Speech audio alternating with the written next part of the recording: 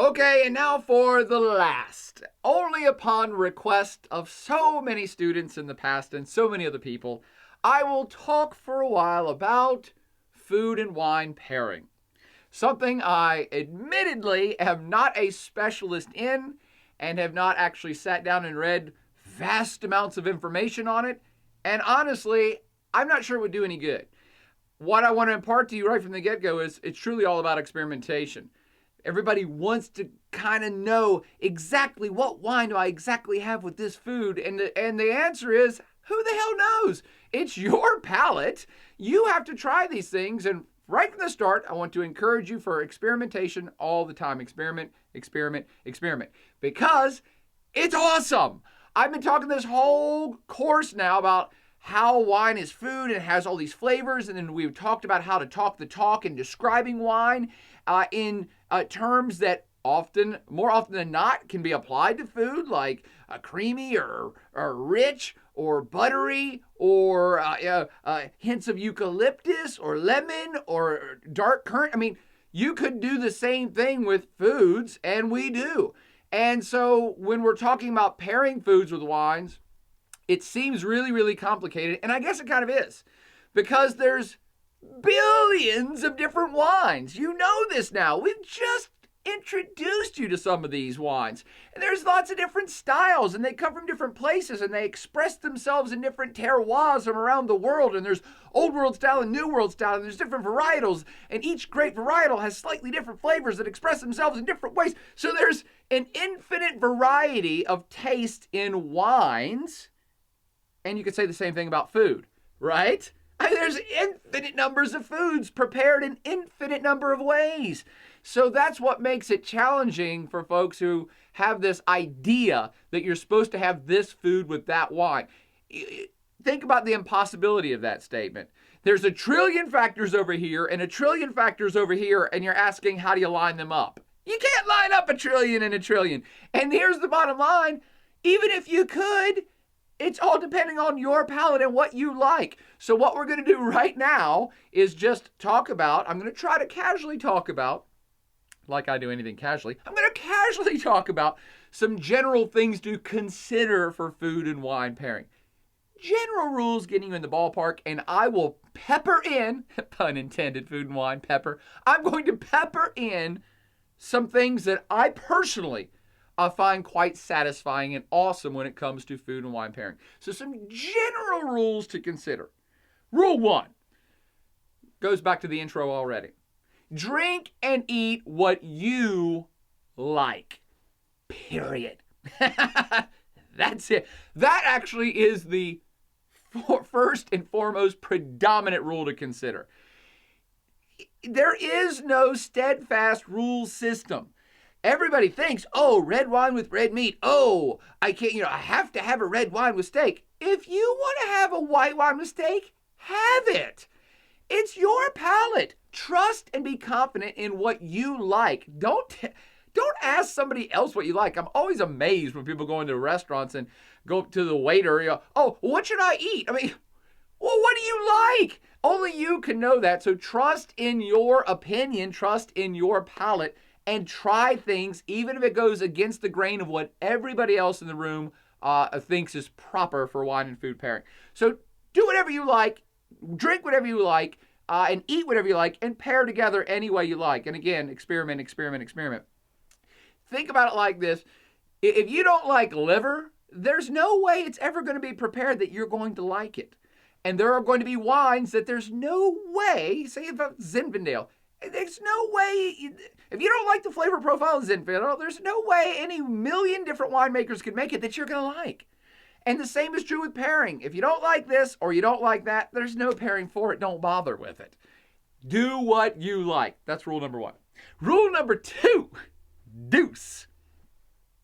Treat wine like a food. Because it is. I think I've been raging about this entire short course as well. Wine is food, especially for our good old friends, our forefathers and foremothers back in Europe. To Europeans, wine has always been food. It's part of the evolution of their diet, part of the evolution of local cuisine. And indeed, no matter where you are, you don't have to be in Europe. wherever you are, wine really is food for some of the reasons I've already now raged about, which is we describe it in terms of all these flavors and components of things that we eat and we consume it. It is food. And this is why wine and food pairing is actually awesomely fun. It should never be considered a challenge. It should never be something you worry about. Oh, I'm having a dinner party. I'm scared about what. It's fun. Consider the fun factor because you have so many flavors in food, so many flavors in wine, so it's a big game. Hey, it's like categories. What will go here? Let's try this. Will this do this? There's endless fun and fascination in figuring out the food you're going to serve and then thinking about the wines you've had and thinking about the elements of each and figuring out how they'll play off of each other. And not just play off of each other, complement each other as well. And in ways that are deeper than most people think about with their food. Because in America, food's just something we do because we have to eat it, and drinking is something we do to get drunk. That's the old way. But more and more people are thinking about, wow, this is actually enjoyable. It's just fun on my palate. I can see the different levels of this food. And wine and food pairing, again, experimentation with this, that's what it's really all about, is not just complementing, but actually pulling up things. So you can actually pair things in certain ways. And maybe I'm talking too much. I'm just giving you like an example, like a Cabernet Sauvignon. Let's say that if it's paired with a food that has like a rich, jammy, black currant sauce, well, those are a black currant, something we usually associate with Cabernet Sauvignon. So those things kind of go together, and that's interesting, but it actually might even negate that flavor in the Cabernet Sauvignon, and you'll feel or taste something else up underneath of it. And the reverse is that you might say, oh, well, this Cabernet Sauvignon has a bit of herbal eucalyptus hint, and I want to think about that when I'm preparing this meat dish over here, that I will actually consciously be thinking that I'm going to prepare this with the idea that when people eat this or when I eat it later, I'm going to be having it with that Cabernet Sauvignon, with that eucalyptus hint, and it's going to go together there. See how much fun that is? Sometimes it don't work. Most times it actually does. Quite frankly, it's hard to run into a wine food pairing that's just like, oh my God, that was the most terrific thing ever. It will happen from time to time, but not very often. Wine and food just go together, but there are ways that they can go together better. And again, we'll start talking about some of those right now. So when a wine and a food have the same type of flavors, they can actually have a cancellation effect. That's not bad. That will bring up other flavors from underneath or other complexities from the wine and the food from underneath. And I do want you to always keep in mind that some foods, just like some wines, are actually really awesome by themselves, while others actually may be way better in combination. And what I mean by that is there are wines that are absolutely fantastic just as they are, and you just pick up the glass, maybe it's rich berry flavor that you like, or maybe it's a white wine that's fruity and luscious, and maybe it's just the right amount of balance, right amount of sugar, right amount of whatever you like, and it's just good. And you're drinking it, because wine is food, and you're drinking it, chewing it, and you're like, I'm happy. I don't need anything else. We would call that a drinking wine. And if you don't want it with anything else, and you don't need anything else, then just have the damn wine. But there are those wines that when you have them and you take that sip, it leaves you wanting, and not in a negative way. What I mean by this is some wines, if they're big and rich and tannic, astringent or bold, they'll actually make your mouth water, right? Really, any wine that leaves your mouth watering, even high acid can do this, high tannins, high astringency, anything that makes your mouth water, you know what that sensation is? That's your mouth saying, put some food in me. I want to match something up to make this balance out in my mouth. And for some like just hardcore examples, extreme examples, by the way, we'd call those food wines. So there's some wines that are just drinking wines, and some wines that we consider food wines because they actually just go really better with foods. They're not that good by themselves, or even if they are, they're better with food. And I liken this to apples versus apple pie, pumpkins versus pumpkin pie. Think about that. I can eat an apple by itself. I love apples by themselves. I actually don't like cooked apples at all. I'm an apple by itself guy, just like I am with a lot of fruity, light white wines. I don't need anything else with them. I like it as is. You start to match it up with other things. I liked it by itself. Same way with apples. I eat apple by itself. I don't even like apple pie. Ugh, I think it's disgusting. The inverse of that is pumpkins. Who the hell eats a pumpkin by itself? I don't want a jack-o'-lantern in my mouth, some vegetable root crappy looking thing that tastes disgusting. Oh, but you mix it in with some sugar and spice and everything nice and you make a pumpkin pie. Hell, those are good. Same with food and wine pairings. There are wines that are great by themselves and people enjoy and love them by themselves. Some that are actually built and better with food. Pumpkin versus pumpkin pie. But again, it's up to your palate. Maybe you like apples by themselves like me. Maybe you like apple pie better like other people. So you can pair up anything or you can have anything by itself. It's up to your palate. Trust in your palate. But getting back to those food wines, because those again are the ones we're going to mostly be talking about here. They make you salivate because of the big bold flavors, the tannins, the acids, whatever, and your mouth wants to balance that out, wants to pair it up with something. And what is it you can pair up in your mouth to make it smoother, richer, creamier, funner? Fat, usually. Fat binds with tannins, with astringency, even with acids, I guess, to a certain extent, and makes the wine not just smoother on your palate, but will express and open up other flavors. For instance, hopefully you've done this already in the Drink This Now textbook. When you get an astringent, tannic, big red wine, even like a Chianti, that's a tannic, acidic wine, those things are demanding something else to pair up with them. And so you can have a Chianti Classico, a young one by itself in your mouth and drink it, and it's like, whoa, pucker. Okay, maybe I like that sensation. Drink it by yourself, fine. But you could also take a sip of that Chianti, have some cheese. Oh, cheese, lots of fat in there, nice rich, creamy fat. And those two elements come together on your palate and boom. It's not just that it's making the tannins more subtle or the acids more subtle, which it is, but it's doing that and pushing them out of the way so that you actually can then detect the richer, fruitier, earthier, whatever flavors underneath. Again, that's the beauty of the food and wine pairing. You're like, whoa, when I'm just drinking this by itself, it tastes a certain way. When I drink it with fat, when I'm chewing up fat, it's a totally different wine. And this is why, by the way, the classic wine and food pairings are things like having a big, bold, tannic red wine with a big, bold steak. Fatty. You're like, it demands this big, aggressive wine, demands bigger flavors and some fat in there to balance it out. And again, there's something to that. But also consider the inverse, which is, that's why acidic wines actually are quite delightful with rich, creamy, fatty, light cream sauces. And the acid cuts through the fat or binds with it so that you can taste different things, perhaps in the cream sheet crab soup, just like that big tannic red wine is binding with the fat agents in the meat to allow for other flavors to come up from underneath. And that leads us to the next big rule of food and wine pairing, which is number 3, look for balance. Balance. We've already talked about balance in the wine. And some wines are not in balance, especially when they're young, like big, aggressive tannic reds. They're not in balance yet.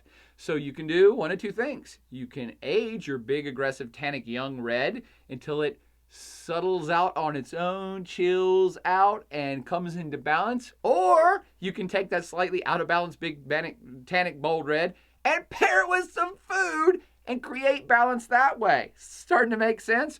There is something to this idea of balance on the palate. Balance within the wine, but balance between the food and wine. Playing them off each other in lots of different ways.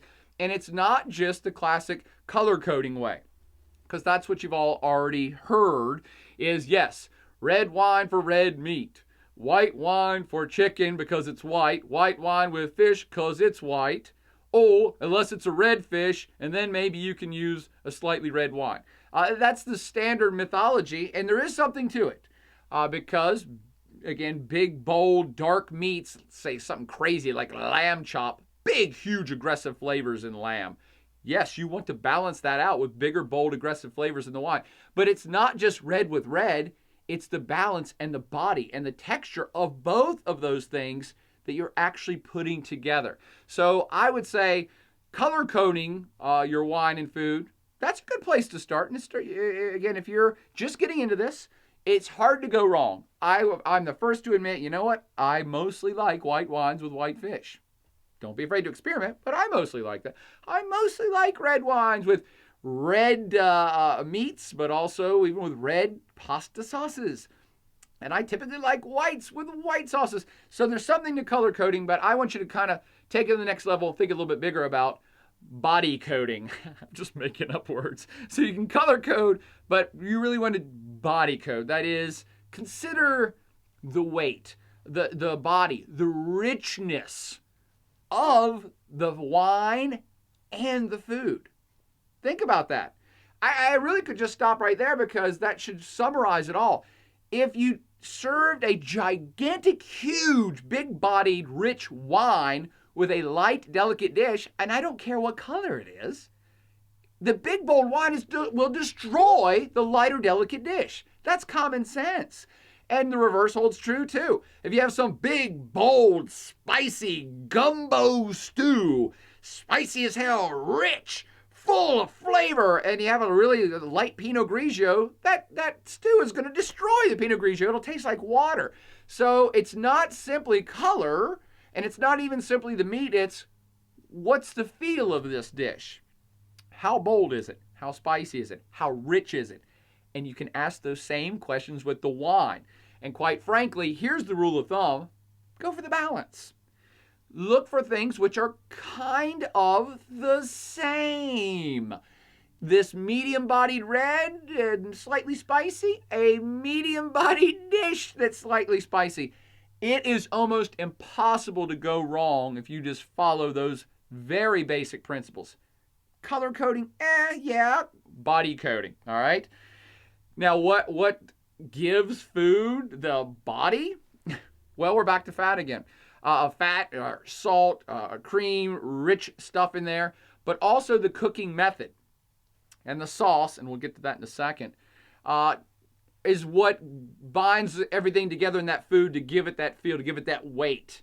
And again, that's what you want to think about, the full package with the food you're trying to serve, and then say, okay, how will I balance that out? What wine would be about an even match for that? Because if you just say, well, I'm serving chicken. Chicken's white, so I will then serve a white wine. Okay, and then you take the chicken and you cook it in a brown sauce and a wine reduction sauce and then pile on a bunch of black beans and some jalapenos. That's not good. I mean, maybe it is, but you see where immediately you destroy it. You can't just consider that this one thing is white, so I'll do it with the white wine. No, what's the feel and body of the whole dish and the whole wine? And again, put them together. Something like this. Very hearty dish, very hearty big wine, typically red. Bold, aggressive dish, a bolder, more aggressive wine. The inverse, delicate, light, with delicate light. A delicate white wine pairs so wonderfully with a delicate white fish that's lightly flaked breadcrumbs and just pan toasted. I mean, yeah, if it's delicate flavors in either one, you want to put them with other delicate flavors. Otherwise, the thing gets out of balance and one or the other will smash the other. Does that make sense? Okay. Having said that, when you're thinking about body of wines and perhaps bodies of certain dishes, here I just made a rapid fire list that I'm going to throw out there just to get you thinking. Please do not think this is fact. This is just my palate and what I like. And again, I really think about body. I really don't care that much about color, although it plays a significant part. It makes it easier when you like white with white, but I will try anything. But here's stuff that I've dabbled with and I'm like, you know what, this is really good. Because there are different bodied white wines and different bodied red wines. It's not just whites and reds on either side of the category or the aisle. There are light spritzy white wines, things like Prosecco, sparkling wines, Pinot Grigio, pretty light, and they go really well with light cheeses or light fish. Surprise, surprise, light. But there's also then, perhaps the next level up, crisp, acidic white wines, like Vino Verde. Oh, love Vino Verde. And these are a little bit bolder because of that acid in there. And they go really well with pretty much any white fish I've ever had, anyway, fried, baked, broiled, with a good spritz of lemon or lime over top of it, acid on the white fish. Isn't it ceviche? That's just a fish that's just in, citrus acids. That's how you cook it. Fantastic pairing. Acid with acid, it works. Then you go up to light to medium bodied, fuller white wines, some that lean towards herbal notes, like Sancerre, Pouilly-Fumé. And both of those are regions in France, but they're the Sauvignon Blanc grape. I love Sauvignon Blanc. It has that hints of grapefruit and cut grass, that herbal flavor. And what do I like with that? Pretty much any shellfish. With salads as well. Salads, herbal. Surprise, surprise. I just love it. They're crisp. They have a slight acidity, good backbone, but that herbal flavor, to me, with mussels or even oysters, I just can't get enough. It cleans the palate. It just tastes good. I love that pairing. But there's also, next tier up, kind of light to medium-bodied white wines that leans towards mineral characteristics or even floral. And now I'm thinking of like Chablis, some other white Burgundies, Albarenos. And with those, I like crab. Crab pretty much any way with an Albarino or a Chablis works with me. Crab cakes, brie. And by the way, I've totally neglected to tell you should go experiment with 1 million types of cheese and as many wines as possible at any given juncture in life. So many intricate different ties you can make between wines and cheese. But brie I really like with a more fuller-bodied mineral white. Also vegetable-based soups I've had really great experience with soups that have a bit of oomph, a little bit of spice, and again, a little fuller bodied. I want that fuller bodied white wine there with mineral hints. And then you have kind of more creamy, all the way full bodied white wines like California Chardonnay, oaky buttery Chardonnays, or Viogniers, those really expressive floral whites. And to me, California oaky buttery Chardonnay, lobster. Boom. You can dip the lobster into the Chardonnay. Woo! Instead of into the butter sauce. Again, you see how the balance is like, oh, got it. Boom, boom. Those things are on even par. They taste good together. And other, shouldn't just pick on lobster. Scallops, I love that too. Chicken pot, any sort of chicken or even lightly cooked pork that's in any sort of pasta, fettuccine that's in a lighter cream sauce. I like the creamier shards with that. Again, this isn't rocket science. It's just my palate. But I'm sure that some of you are sitting there already going, yeah. I bet you're salivating already too. And you're sitting there going, yeah, a cream sauce with a creamier shard. Of course. And the reds have the spectrum as well. For you intro drinkers, white and red are like, the yin and yang, the total opposites. And it's like, well, there's variation in red too. There's light reds all the way up to dark reds. And we've talked about some of those in that great variety lecture we had. But when we're talking about pairing with food and wine, there are actually super light, fruity, very fruit forward, but light bodied reds like Beaujolais, we mentioned. Dolcetto's another one from northern Italy. They're fruity. And even though they're red, I like them with cold cuts, hamburgers, basic hamburger, nothing fancy. Actually, Italian subs, Italian hoagie. I love it with a light, fruity red wine. Deli sandwiches, boom. More medium-bodied reds with perhaps more acidity than tannins. And hopefully these terms now make sense to you. So reds with more acidity than tannins that lean more towards fruit and acidity.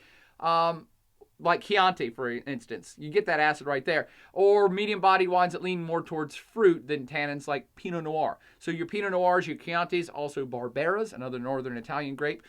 They're great with salmon. Hey, that's a fish, but it's a pink fish. Slightly more redder, and they kind of go well together. I think those all go well with tuna, too. Again, it depends on how it's cooked, how it's marinated. Most pork dishes I've had kind of go with all these things. And guess what? I said Chianti and Barbera. Pizza, dudes. Pizza, spaghetti. I mean, these are Italian dishes. So with Italian red wines, that's why they craft them. Tomatoes are actually acidic. So you have tomato sauce on whatever, And it goes kind of well with that Sangiovese that has an acidic backbone to it. It's red and it's hard to go wrong with that. And to me, Sangiovese and pizza, I actually like more than even Sangiovese and pasta, but maybe that's blasphemy in Italy. I don't know. Medium to fuller bodied reds that lean more towards the dark fruit, perhaps more acidity, but more tannic structure, the astringency, the dry mouth. Things like Bordeaux, Malbecs from Argentina, Merlots from just about anywhere, Rhone, the GSM blend, Grenache, Syrah, Mourvedre, and even Zinfandels. These are bigger wines, and again, leaning towards more the dark fruit, more tannic component. Pair them up with more fat. Again, I'm leaning back towards pizza. One of the best meals I ever had, one of the best pizzas I ever had. Gigantic, big vegetarian pizza. No, I take it back. Had some Italian sausage on it too. With a big Zinfandel. And maybe some Malbec too. Whammo. Barbecue. Barbecue with Malbec and Zinfandel. Wow. Richer barbecue. Not the vinaigrette ones, but richer kind of tomato-y barbecue. Chili. I know, it sounds a little weird. You got to try it. Stuff's good, though. Bolder dishes for that bolder, more tannic wine. It's got some fat in those dishes, too, to bind up with that tannic component. And then you have full-on ginormo powerhouses of red wines, like huge Cabernet Sauvignons from California, from Australia, Barolos from northern Italy. These are gigantic, big alcohol, fruit, tannic, semi-acidic wines. Big, especially when young. And when young, you got to pair them up with something gigantic. And now you're getting to the classic, just a big, hearty steak. Good cut of steak, a lamb chop, those gamey flavors. Actually, that goes good with Cabernet Franc, too, which is a lighter red. But those gamey flavors, they pair off so well. The fat in that meat. And wild boar. Whoo! Hold on. I need a moment of thought. Okay, moment's over. Wild boar. Wild boar is a Tuscan specialty, and so Sangiovese works with it okay, but it's a big, meaty pig. So you want to go for those big Barolos, even Barbarescos, and they are just fantastic. Ever go to Italy, you got to try the wild boar with that stuff.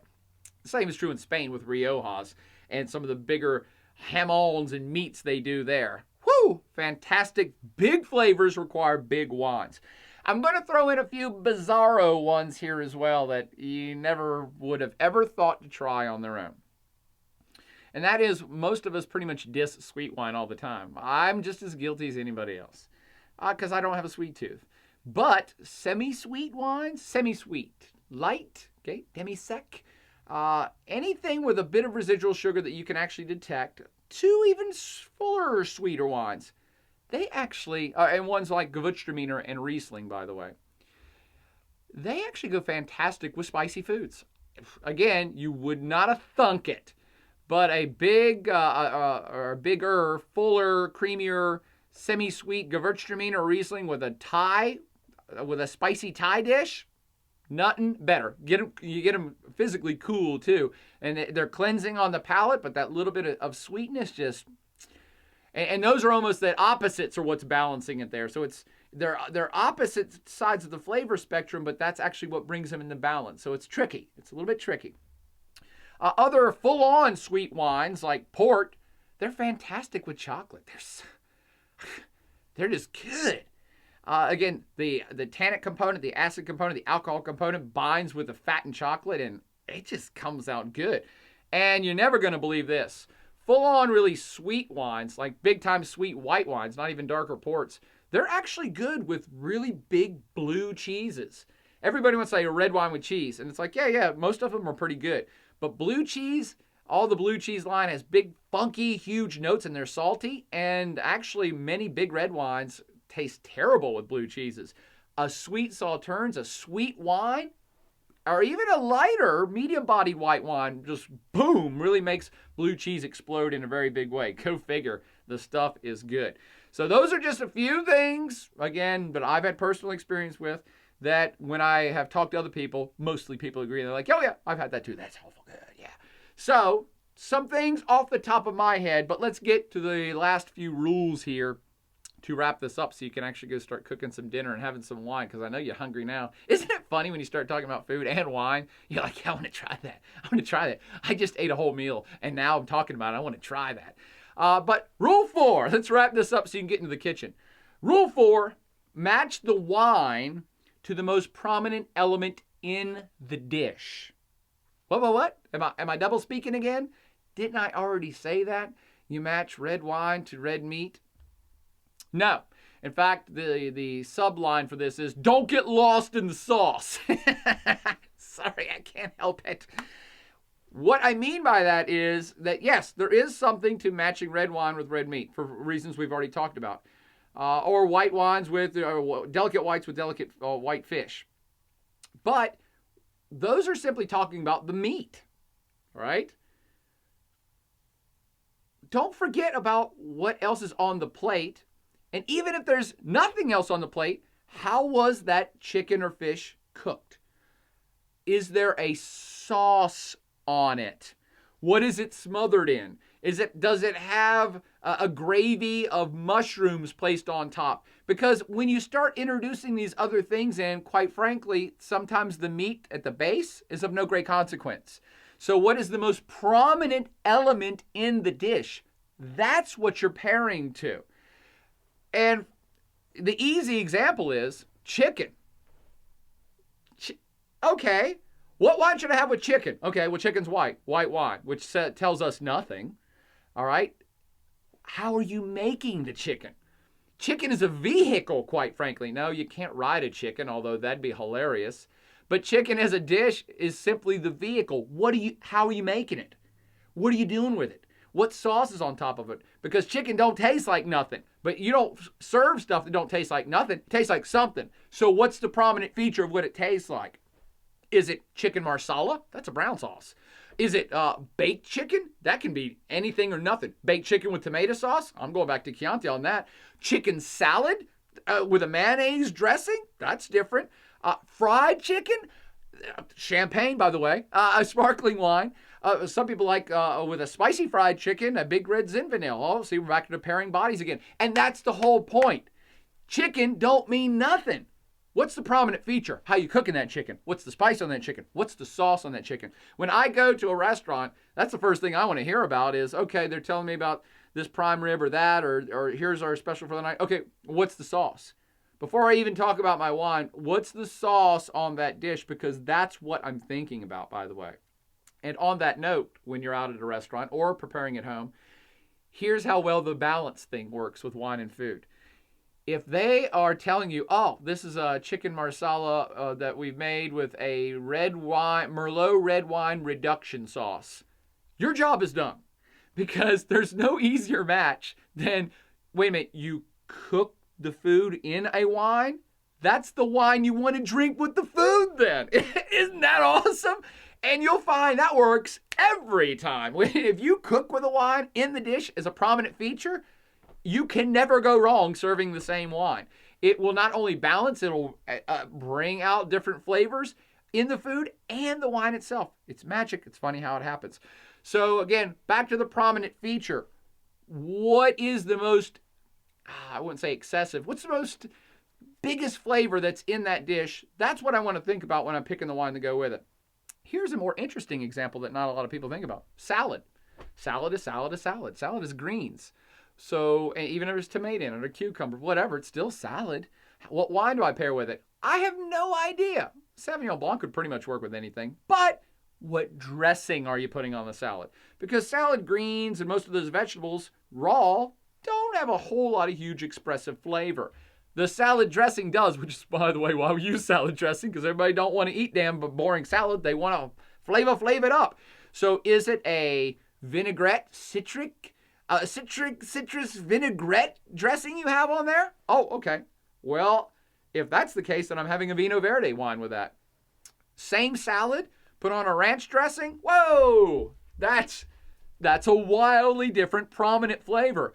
Maybe I'll move towards the buttery Chardonnay with that ranch dressing. Again, I don't know what you're going to do, but same food served multiple ways, that's what makes the difference of how you're going to pick a wine to pair with it. And finally, I know, you never thought the day would come. And finally, Rule 5. It's not even a rule. just section 5. There are actually a few well-established no-nos. Now that I've told you, try everything and don't let anybody tell you you're doing it wrong. There are some things that, for the greater good of humanity, our fellow brothers and sisters on the earth, you just don't want to try these. I mean, you can try it, but virtually all of us agree that these things don't work. Red wines with lightly salted cheeses. And you think of Parmesan. They work pretty good. That's a decent pairing. Salt can actually, lightly salted stuff actually can also offset tannic component of wine, so that can work.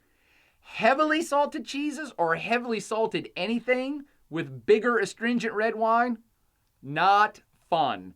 It makes it seem even more astringent and harsh. So instead of softening the tannic component, overly salted stuff will make it more aggressive.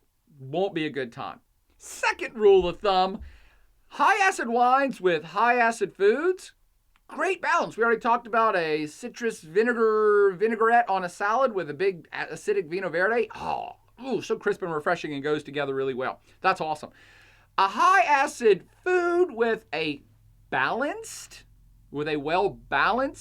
and say even creamy white wine, it pushes it too far in the opposite direction. So it will make it seem flabby, off balance, possibly even bitter.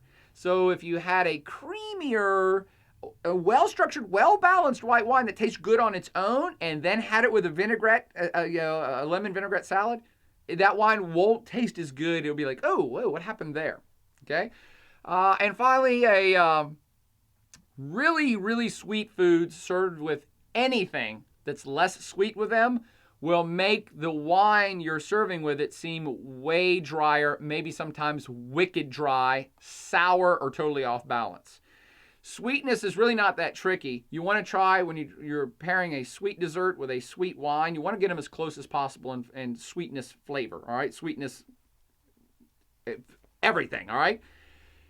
If the wine is even just slightly drier, so you have a chocolate cake and you pair this wine that's not that, it's sweet, but not that sweet as the cake or pie, it will make that wine seem really drier than it is. And if you serve a slightly dry wine with a sweet dessert, it will make that slightly dry wine be like bitter. You're like, whoa! In fact, this is related to serving order. Remember that lecture way back when, that if you serve a sweet wine before a dry wine, it makes the dry wine seem excessively dry. And the same holds true with food. So don't be scared to pair dessert wines with dessert foods. It actually can be quite delightful, and it's not that hard. But just make sure that the wine is as sweet or sweeter than the dessert you're serving. And this actually has nothing to do with food and wine pairing, but more just general knowledge of cooking. Never, ever use bad wine for cooking. I just wanted to make sure I got that into this course somewhere. Don't ever use bad wine for cooking. People are like, oh, well, this wine has been sitting on my counter for 6 months, so it's bad, so I'm going to use it in the soup because cooking with wine's good. It's bad wine! What do you think it's going to impart into your food? And not even that it's spoiled wine. Never use spoiled wine for anything except, I don't know, toilet cleanser. But don't even use a wine that you just bought. You're like, ooh, I think this wine tastes disgusting, so I'm not going to drink it, so I'll cook with it. Why would you do that? That's like saying, well, I really think liver is disgusting. I hate liver, so I'm going to make a hamburger out of it. Don't do that. And I got this whole big thing of spoiled, nasty-ass wilted lettuce.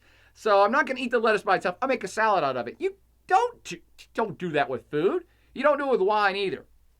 When you're cooking, good components in, good components out. You can't make a great dish with crappy ingredients, and you certainly don't want to spend a bunch of money on a really good cut of meat or a really good whatever and some lamb chops, and then say, oh, I've got this really expensive dish I'm going to make, and I'm going to buy some $5 crappy wine to marinate it in. No, you're dumbing down your game. So don't ever use bad wine for cooking. Use it for cleanser, all right? In the end game, when dinner is served, when all's said and done, experiment. That's the only way you're going to find out what you like and what pairs well with the foods that you like and the wines that you like, and hopefully you're going to experiment enough to find some wines that you didn't like on their own, but then you do like them with food. That's where the fun is. That's where the magic is. There are, of course, hell tons of cooking and food and wine websites. Good Lord. There's an endless amount of word searchable stuff to say, hey, I'm having Chardonnay and I've got, filet mignon. Cook me up a recipe. There's all kinds of sites for that. And of course, there's cooking magazines, wine magazines, and increasingly both cooking and wine magazines are becoming cooking and wine magazines. I've never seen a wine magazine that doesn't talk about cooking. I've now not seen a cooking magazine that doesn't feature wine anymore. So everybody's talking about wine and food pairings. There's, of course, books and cookbooks. And here's the deal. None of them are ever, ever, ever wrong. They're right for the person that wrote that recipe, that experimented with it. And they're just trying to impart to you, hey, I tried this and it's pretty cool. Experiment, experiment, experiment. Finally, talk about food and wine pairings with everybody. Read about them, get it online, get on online forums, but also talk with everybody about it. Talk with your significant other over dinner. Again, that's what wine's all about. It's a social beverage. Talk about the food you're having. Hey, did you get the hints of this in this dish after you had the wine? Yeah, this goes well. This doesn't work so well. Let's not do this again. Talk about that with your spouse, your family, the sommelier at the restaurant, the waiter or waitress at the restaurant, the guy at the wine store, the dude at Costco. Everyone has good advice, and the best advice is their personal advice. I tried this. Maybe you'd like it too. That's as honest and good as it can get. Don't ever, again, to reinforce rule number 1, to finish this up, don't ever, ever, ever let anybody tell you that's the wrong way. You can't have that wine with that food. Bullshit. Try it. Maybe it's fantastic. Maybe that wine actually that you thought was good turns great with that food. And vice versa. Maybe you didn't like this food, but dude, with this wine, it's really good.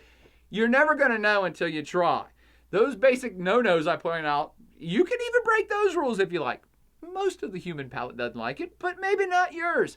So try whatever you want, talk with everybody, read about it, start cooking, get back in the kitchen. We got to get Americans back in the kitchen, and maybe wine's going to be the vehicle that does that, because the more that people drink wine, the more into it they get, and the more flavors and expressiveness and structure and understanding they get, and the same is happening with food. And then you put the two together and boom, fireworks. Maybe the wine is going to drive people back to the kitchen and back to the dinner with the family every night, because it's now getting fun again. There's so much to talk about, so much to do, and so many more flavors that we never really thought about until now. Got it? Good. Get back to cooking. Make sure you have some wine with it.